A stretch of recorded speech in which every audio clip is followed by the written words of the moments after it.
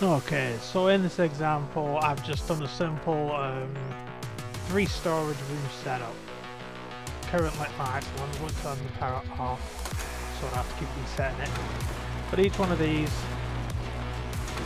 it would be like your loot rooms. You ignore the garage doors. I was going to do it from that side, from outside, but then I thought I'll just do it this way. But anyway, you would have your storage boxes in each of the rooms with an adapter, and it would be this kind of a setup. So the yellow line is coming in, the red line is your panic line. That's the one that says, okay, this room's been compromised, suck everything out. And the green line is your regular day-to-day, okay, I need some resources, pull the resources from that box. Yeah, heartbeat sensor. Trying to say HBHF. One in each loot room. You could have one here as well, but that's not important. And you would just do this for every room. Every room would be like this with maybe multiple boxes, so you would have multiple attachments and multiple splitters. But and all of this wouldn't actually be along with the rooms. This would all be in a centralized area that is like in your core. This would be just as important as your TC, because if you get to any of these components and start destroying them, then obviously game over. So yeah, these conveyors and all of these electronics would be in your secure room. And you'd put up like little wooden signs like this, to help you understand what you was doing. Either that, you're just going to be very disciplined.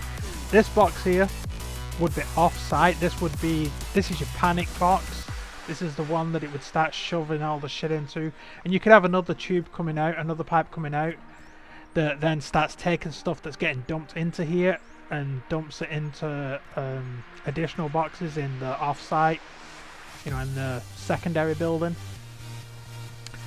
But yeah, that's pretty much it. So let's close this up.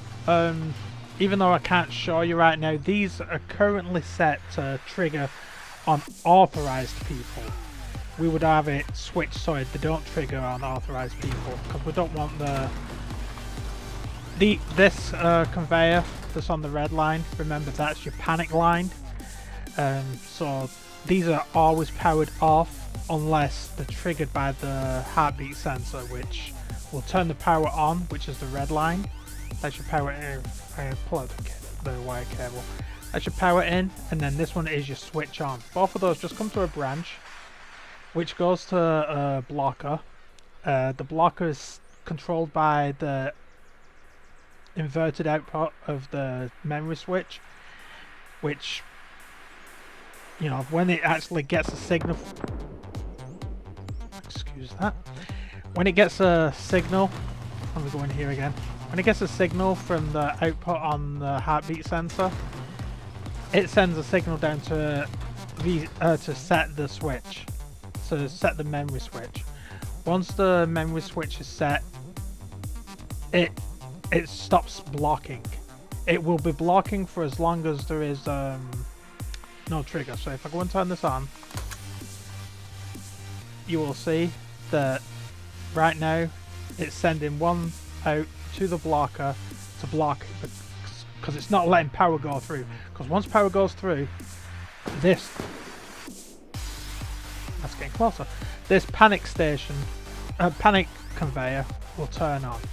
So if I just put this away, oh god, see, they all should be like this. They should all have the little red at the bottom, little red light at the bottom on the blue box. If it doesn't have a red light on the bottom of the blue box, that means it's been triggered. So let's just do this one. As it goes up, it detects me. It turns that conveyor on the red line. It will now be sucking everything out of this box. It's going, okay, this room's been compromised. Get out of the loot, out of this box, and send it somewhere. Now, you want to make sure that your sensor is triggered before they get to the box, because it's only going to take them a heartbeat to get to the, to break the box open. But you know, you need to make sure that the system is triggered and starts sucking all the good stuff out of here before they get to the actual physical box. Ignore these black lines, you know, it's just my laziness. But the white lines, those are the power coming in for each of them. It's just, this part of it isn't really important. I have this switch here just for easy testing, turning on and off. But like, I just got to go into a splitter. You would have branches. I prefer branches, but splitters work as well. So yeah, you know, power comes into your first branch. It sends one up to the heartbeat sensor. That's going to be 2 coming out of this one.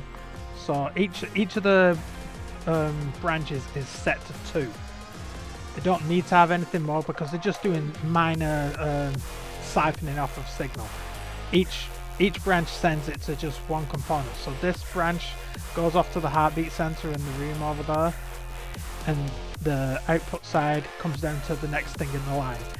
Then this branch takes off to the reset button. So like this one over here, say we're back online and we've done all of our thing and everything and we feel everything's good, we just come here, we hit that reset button, and you see it shuts all this system off again.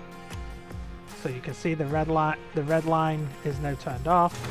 If I just stare at it whilst that goes up, it turns it on the moment the sensor detects me.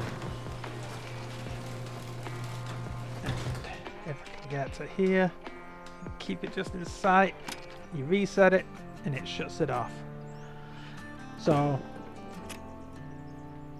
all these systems are the same, so pretty much, you know, like, well, let me show you one other thing as well. I think I set this one. This is your intake. This is the one that says, okay, for this storage box in here. Yeah, let me shut this heartbeat sensor thing off. Oh, the intrusion sensor. So, say this is our ores box. So we've got our metal frag, well, not frags, but ores in there. So sulfur ore, metal ore, oh, I turned it off instead. So there you go. You got our metal ores. So you come here, and of course I don't have any frickin' metal ore. Let me just do the resources. There it is. We're gonna give ourselves okay. Oh, just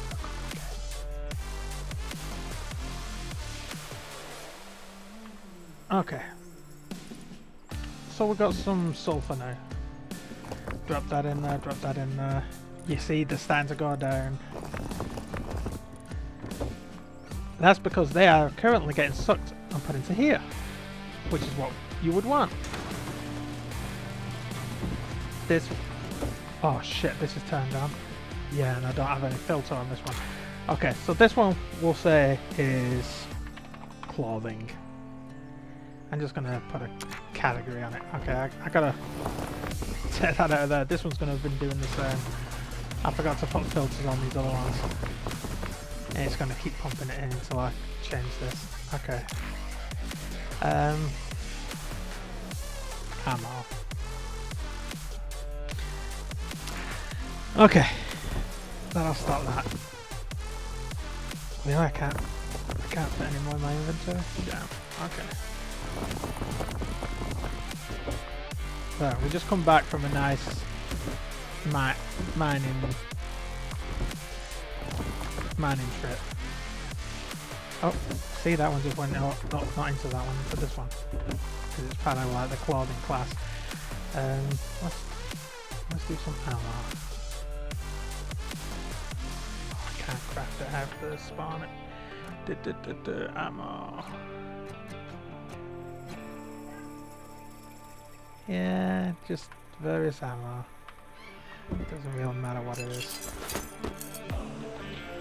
So this is your drop box. This is just where you're gonna, when you come in with anything, you know, you've just been out on a road run, you know, smacking barrels and everything. You just drop your shit into here, and it sucks it up, and it goes and puts it into the appropriate boxes.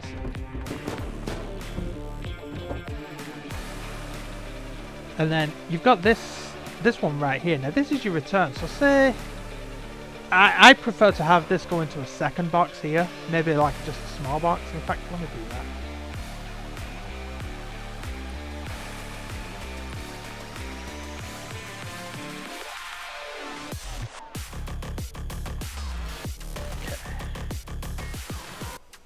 Do not press. Oh yeah, there it is. There. So this is your pickup box. It's really just as simple as this.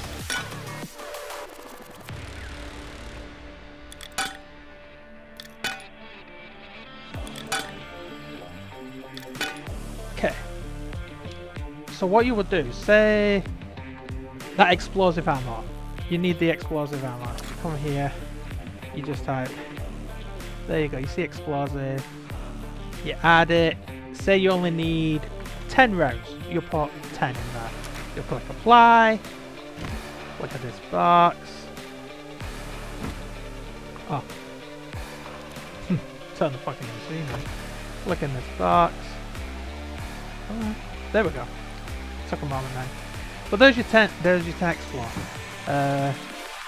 You want, I don't know, regular 5.56, and you want, I don't know, 50 of it. Fine, okay. There's your 50 regular. You can take it out. You can leave it, keep going, so it's always got 50 in here. So if you need something that you always want, then you can do that. Once you've got what you want out of it, you just clear it out of the thing. So it'll never put any more of that particular ammo in here. But the explore ammo, it's always going to keep feeding 10 in there because that's in the list, and you can see it actually feeds. Then here, I can just put these in here, have the machine shift it back over here.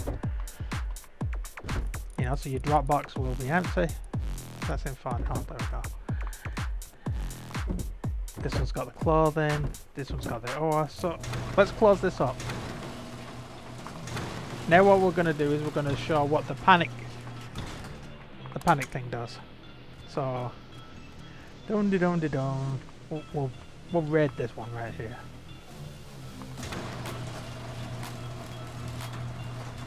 That turns on. And as I say, you want to give it time for the box to be able to get emptied. You know, so you don't want it so they're immediately in here and smacking your box. But you look at this. Shit, there's nothing in this box. Remember, we just had the goggles in here. But if we come over here now, the goggles are off-site.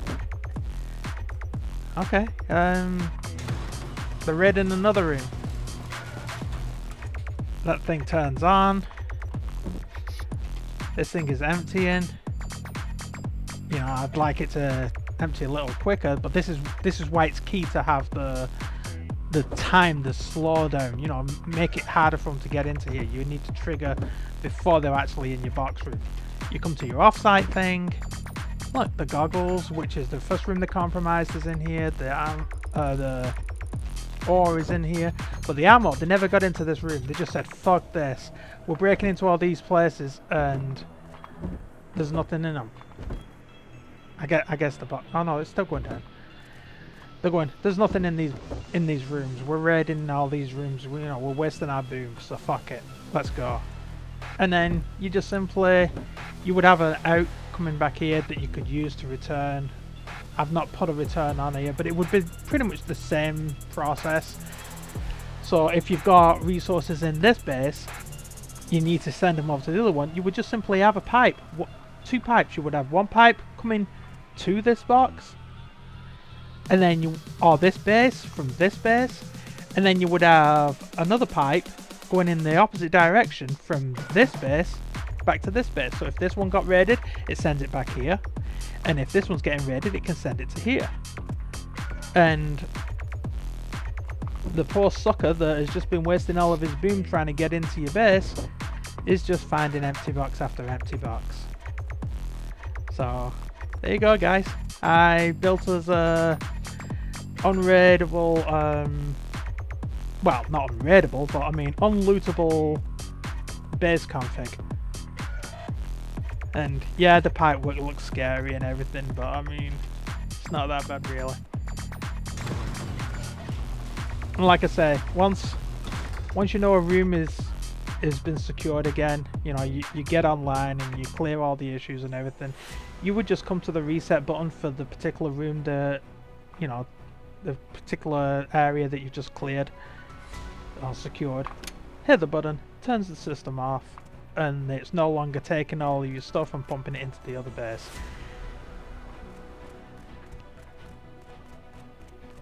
Now, of course, there's always the possibility that they hit the other base.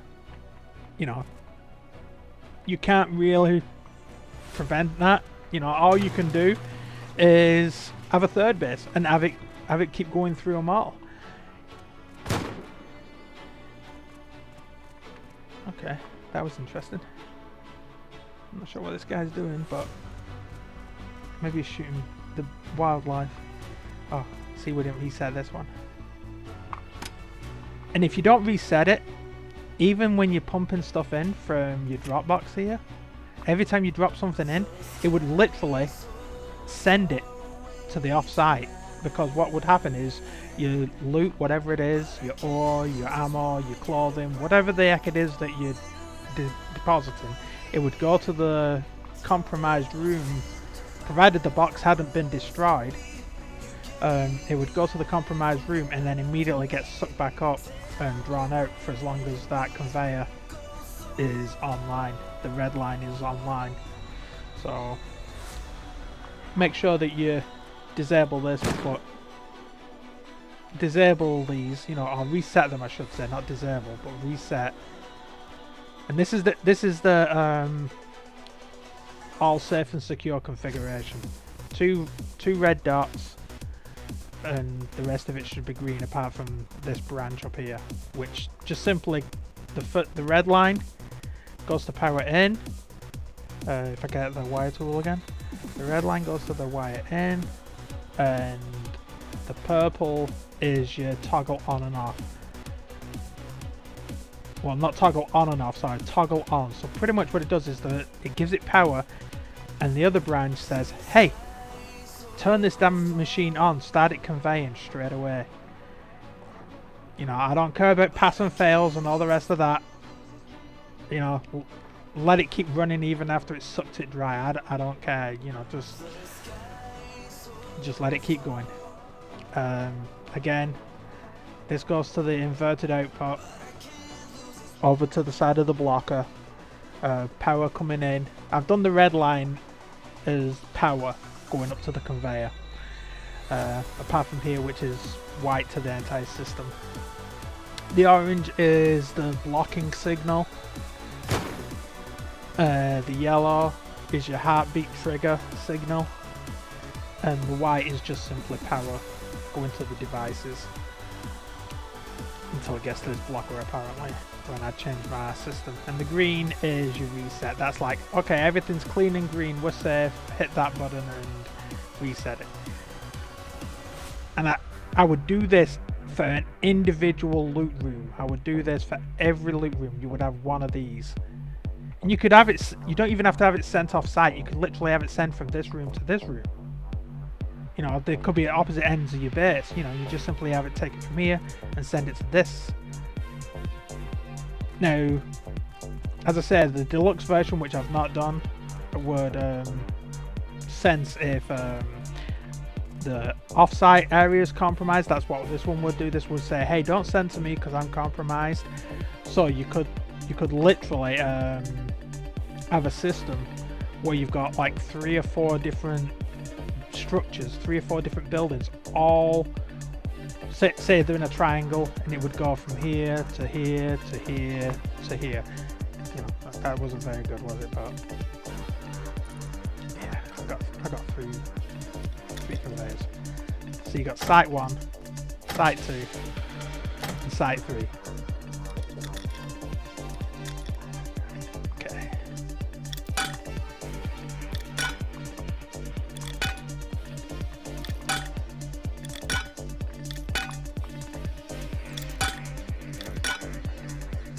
And ideally you would have it so you've got bi-directional, but I just had three of them. But it would go, okay, this one here is getting raided, can I send to you? And this one goes, no, I've just been raided, don't send to me. So it would send to this one, provided this one has been raided. Once 2 of them have been raided, then hey, it's tough shit, you know, you're on your last fucking leg. But I could put a system together that does that, where it would sense, okay, this one's being raided, are either of these two good? And it would just simply choose one of the two. And again, it would be working through memory switches and all the rest of it. So if this one gets raided, it would then set one of the memory switches and say, I'm offline, do not send to me. So then this one goes, okay, I'm being hit, who's left? This one's left, send to this one because that one's already been taken offline. And it would send all the loot to the third base. At that point, if they've still got fucking boom, then they deserve your fucking loot. And they're obviously not going to be getting a profitable raid because they'll have spent so much boom just trying to get whatever the fuck you got. But yeah, I think that's pretty much it. Well, if you have any questions, you can just post them in the comments below. I also would like to ask you to subscribe if you're not already subscribed, and smash that like button. Thank you for watching.